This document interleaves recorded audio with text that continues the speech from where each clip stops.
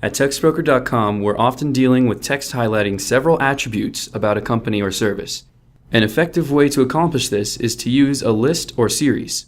For example, dragons are known for their awesome strength, their fearsome appearance, and their impeccable taste in hats. However, sometimes these items fail to connect. For example, unicorns can easily be found frolicking in the sun, annoying dragons, and they like to stare into the middle distance. When the list items work well together, unlike unicorns and dragons, we call this parallel construction. Let's look at our examples more closely. Good parallelism. Dragons are known for their awesome strength, their fearsome appearance, and their impeccable taste in hats. Why does this example work? The items in the series match. In other words, if your list contains nouns, all your list items should be nouns. If your list items use the infinitive form of a verb, to be or not to be, they should be all infinitives.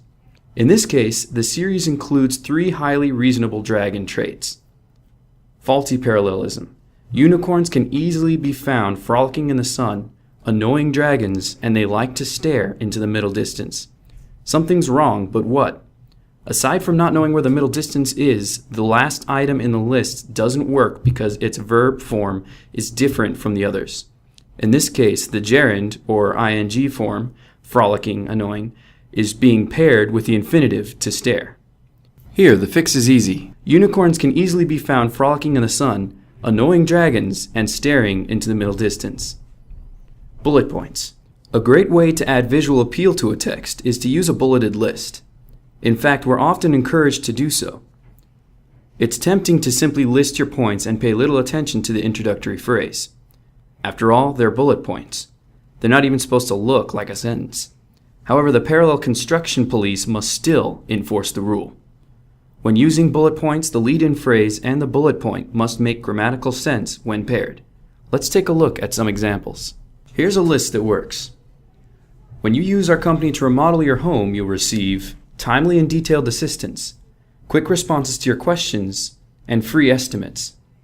So why does this work? Pair one of the bullet points with the lead-in phrase. For example, when you use our company to remodel your home, you'll receive quick responses to your questions.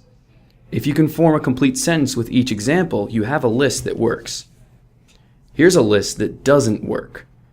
When you use us to remodel your home, we provide 15 years of experience, a highly trained staff, and locally owned and operated. This is definitely mixed up. You can get highly trained staff to remodel your home, but you can't say the same for locally owned and operated. That's because staff is a noun, and, well, locally owned and operated isn't. It may be implied that this phrase is describing a local company, but that's not how the list reads. But wait, there's more. These list items can be looked at in a different way. First, a highly trained staff is a service the company provides. That is a noun. To be a locally owned and operated company is to describe an attribute of the business. That is an adjective. Plus, you're not being given the company, but you can benefit from the staff's local knowledge. But 15 years of experience is provided, right? Not really. While I've always wanted 15 years of musical knowledge implanted in my brain, I know my dream of becoming an instant rock star just isn't possible. The same goes for remodeling experience. This is another attribute of the company that you can benefit from, but not take with you. So how can we fix this? There are several options, but your best bet is to separate the items based on services and benefits.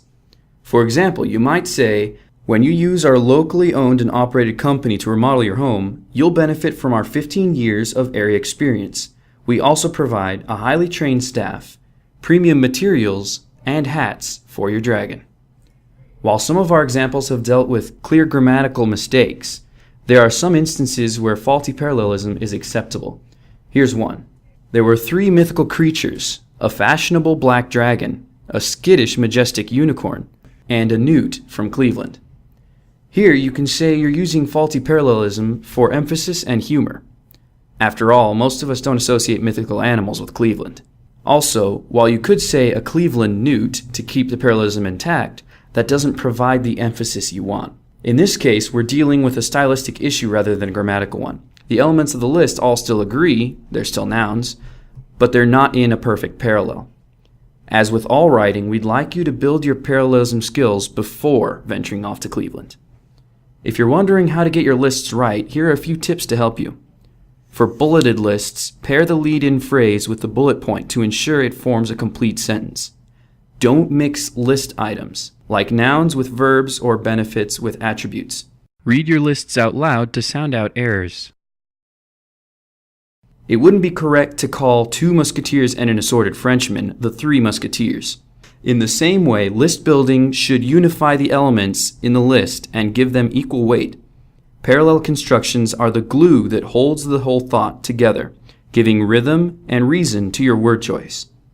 It sounds weird when you don't use it, and when you do it wrong, there's usually an agreement error to be found soon after. Thanks for watching. If you have any questions at all about the video or our service in general, email us at authors@textbroker.com. We're happy to answer them. We'll see you soon with more tutorials, grammar tips, and service advice for our writers at Textbroker.